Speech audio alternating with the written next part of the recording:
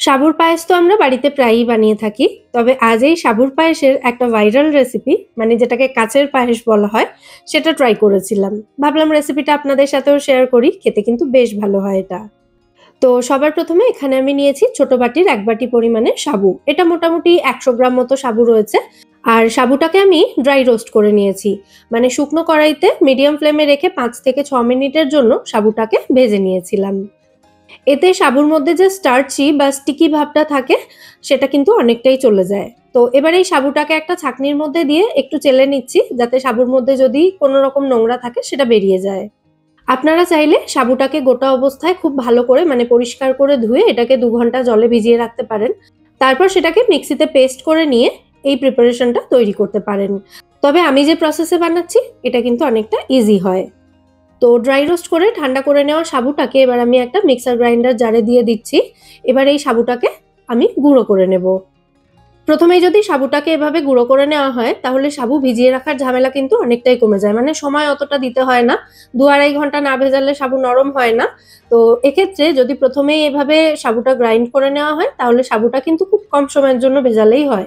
মোটামুটি ১৫-২০ মিনিট ভেজালেই হবে। আর সাবুটা ভেজানোর জন্য যতটা সাবু নিয়েছিলাম ততটা পরিমাণেই গরম জল নিয়েছি। আর সাবু যে বাটিতে মেপে নিয়েছিলাম জলটাও সেই বাটিতে করে মেপেই দিলাম। এরপর এর মধ্যে জাস্ট ১ পিঞ্চ মতো নুন অ্যাড করছি, তারপর এটাকে মিশিয়ে নিচ্ছি। আর সাবুতে জলটা দেওয়ার পরেই দেখুন সাবু কিন্তু পুরো জলটাই অ্যাবজর্ব করে নিয়েছে। সাবু ভেজানোর জন্য কিন্তু প্রথমেই অনেক বেশি পরিমাণে জল দিয়ে দেবেন না, তাতে সাবু অনেক বেশি নরম হয়ে যাবে এবং পরে সেটা ঠিক করতে কিন্তু অনেকটা অসুবিধা হবে।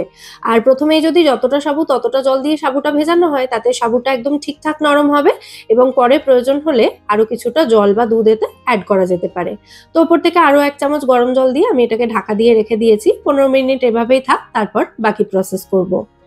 আর এদিকে পায়েসটা বানানোর জন্য আমি একটা কড়াইতে নিয়ে নিচ্ছি ১ লিটার পরিমাণে লিকুইড দুধ। দুধটা একবার ভালো করে নাড়াচাড়া করে মিশিয়ে দিচ্ছি, তারপর এভাবেই এটাকে ফুটতে দেবো মিডিয়াম ফ্লেমে রেখে, যতক্ষণ না আমাদের সাবুটা মাখা হচ্ছে। আর সাবু ভেজানোর ১৫ মিনিট পরেই কিন্তু আমি দুধটা গ্যাসে বসিয়েছি। আর এদিকে দেখুন সাবুটা কি অবস্থায় রয়েছে। ১৫-২০ মিনিট ভেজানোর পর সাবুটা কিন্তু ভিজে অনেকটাই ফুলে গেছে। আর জলটা যেহেতু পুরোপুরি অ্যাবজর্ব করে নিয়েছে সেই জন্য সাবুর মিশ্রণটা দেখুন অনেকটা টাইট লাগছে। তো এবার এটাকে হাত দিয়ে ভালো করে মেখে নিতে হবে। এইভাবে একবার দেখে নেবেন সাবুটা ভালো মতো নরম হয়েছে কিনা। যেহেতু সাবুটা গুঁড়ো করে তারপর ভেজানো ছিল তাই এতক্ষণে সাবুটা তো ভিজে যাওয়ার কথা, সাবুটা ভিজেও গেছে। আর যদি দেখেন এই সময়ও সাবুটা ভালো মতো নরম হয়নি তাহলে পরে এর মধ্যে আরো একটু জলের ছিটে দিয়ে আরো কিছুক্ষণ রেখে দেবেন ঢাকা দিয়ে, তাহলে নরম হয়ে যাবে। আচ্ছা, এবার এই সাবুর মধ্যে আমি নিয়ে নিচ্ছি গুঁড়ো করা মিছরি ২ থেকে ৩ টেবিল চামচ মতো। তার সাথে ২ চামচ মতো নিয়ে নিচ্ছি গুঁড়ো দুধ। আর দুটো ছোট এলাচের দানা বের করে এবং ১ পিঞ্চ মতো কেসার বা স্যাফরানের স্ট্র্যান্ড নিয়ে আমি হামানদিস্তাতে একসাথে ক্রাশ করে নিয়েছিলাম, সেটা এখানে দিলাম কালার এবং ফ্লেভারের জন্য। সাথেই সাবুটা যেহেতু এখন অনেকটা ড্রাই হয়ে রয়েছে তাই এর মধ্যে একটু লিকুইড দুধ অ্যাড করে তারপর সমস্ত উপকরণ ভালো করে একসাথে মেখে নিতে হবে। আমি এটাকে প্রথমে চামচ দিয়ে মিশিয়ে নিচ্ছি, তবে চামচ দিয়ে মেশালে কিন্তু সমস্ত উপকরণ একসাথে ভালোভাবে মেশানো যাবে না, তাই এটাকে হাত দিয়ে ভালো করে মেখে নিতে হবে। আর যেহেতু এর মধ্যে আমি কেসারটা ক্রাশ করে দিয়েছিলাম তাই এর কালারটা দেখুন আস্তে আস্তে হালকা হলদেটে হয়ে যাচ্ছে। তো খুব ভালো করে আমি চটকে চটকে এটাকে মেখে নিয়েছি, দেখতেই পেলেন। এবার হাতটা ধুয়ে নিয়ে তারপর হাতের মধ্যে একটু ঘি মাখিয়ে নিচ্ছি। তারপর এই যে মিশ্রণটা তৈরি করেছি এই মিশ্রণ থেকে অল্প অল্প করে পোর্শন নিয়ে একদম ছোট ছোট বল তৈরি করে নিতে হবে। আর সাবুর এই মিশ্রণটা যাতে একদম সফট হয় সেটা কিন্তু খেয়াল রাখতে হবে, তা না হলে কিন্তু এগুলো ফোটানোর পর শক্ত হয়ে যেতে পারে। তো সাবুটা মাখার সময় মিশ্রণটাকে সফট করার জন্য প্রয়োজন মতো লিকুইড দুধ অ্যাড করতেই পারেন এতে। আর সাবুর এই বলগুলো কিন্তু খুব বেশি বড় করবেন না, ছোট ছোট তৈরি করার চেষ্টা করবেন। তার দুটো কারণ, প্রথম হলো এগুলো ফোটানোর সময় তো অনেকটা ফুলবে, আর দ্বিতীয় কারণ হলো যতই হোক এগুলো তো সাবুর বল, তাই ছোট হলে যেখানে এটা মুখের মধ্যে গিয়ে মিলিয়ে যাবে, বড় বল যদি তৈরি করেন তাহলে কিন্তু একটু স্টিকি লাগতে পারে খাওয়ার সময়। তো সেই রিস্ক নিয়ে লাভ নেই, তাই ছোট ছোট বল তৈরি করবেন যাতে এগুলো খেতে ভালো লাগে। আর এদিকে দুধটা ফুটতে ফুটতে অনেকটাই ঘন হয়ে গিয়েছিল, তো এবার এই ফুটন্ত দুধের মধ্যে আমি সাবুর বলগুলো অ্যাড করে দিলাম। এতেও আমি কালার এবং ফ্লেভারের জন্য ১ পিঞ্চ মতো কেসার হামানদিস্তাতে ভালো করে ক্রাশ করে দিয়ে দিয়েছি। এতে কালার এবং ফ্লেভার দুটোই খুব ভালো হবে। তবে এটা দেওয়া কিন্তু একেবারে অপশনাল, কেসার যদি বাড়িতে না থাকে ওটা ছাড়াই এই পায়েসটা তৈরি করতে পারেন। ভালো করে একবার এটাকে আমি মিশিয়ে দিলাম। তারপর মিডিয়াম ফ্লেমে এটাকে ততক্ষণ ফুটতে দেবো যতক্ষণ না সাবুর বলগুলো নিজে থেকেই এরকম ওপরে ভেসে উঠছে। মোটামুটি ৪-৫ মিনিট ফোটালেই দেখবেন সাবুর বলগুলো এরকম ওপরের দিকে ভেসে উঠছে। এটার মানে হচ্ছে সাবুর বলগুলো কিন্তু ভালো মতো সেদ্ধ হচ্ছে। অলরেডি দেখুন সাবুর বলগুলো কিন্তু খুব সুন্দর নরম তুলতুলে হয়ে গেছে।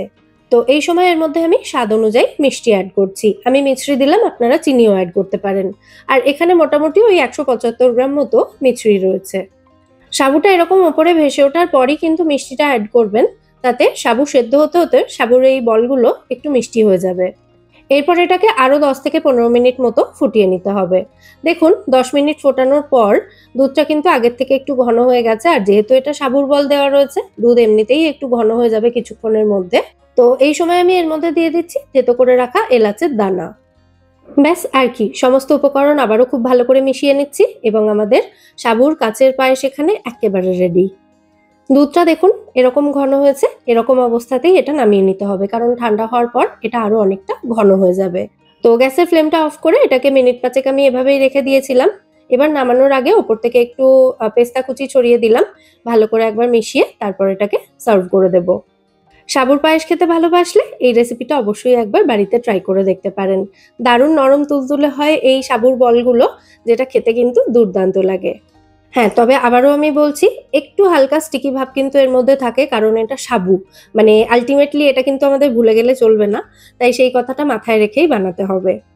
আর দেখুন একটা সাবুর বল আমি এখানে চেক করে দেখিয়ে দিচ্ছি, কি সুন্দর নরম তুলতুলে হয়েছে। ঠান্ডা হওয়ার পর কিন্তু এগুলো একেবারেই শক্ত হওয়ার কোনো চান্স নেই, নির্দ্বিধায় ট্রাই করতে পারেন। আর রেসিপিটা ভালো লেগে থাকলে ভিডিওটাকে বরাবরের মতো একটা লাইক এবং শেয়ার করে দেওয়ার অনুরোধ রইল। আবার দেখা হবে পরের পর্বে। সবাই সুস্থ থাকবেন, ভালো থাকবেন এবং সবাইকে খুব ভালো রাখবেন। নমস্কার।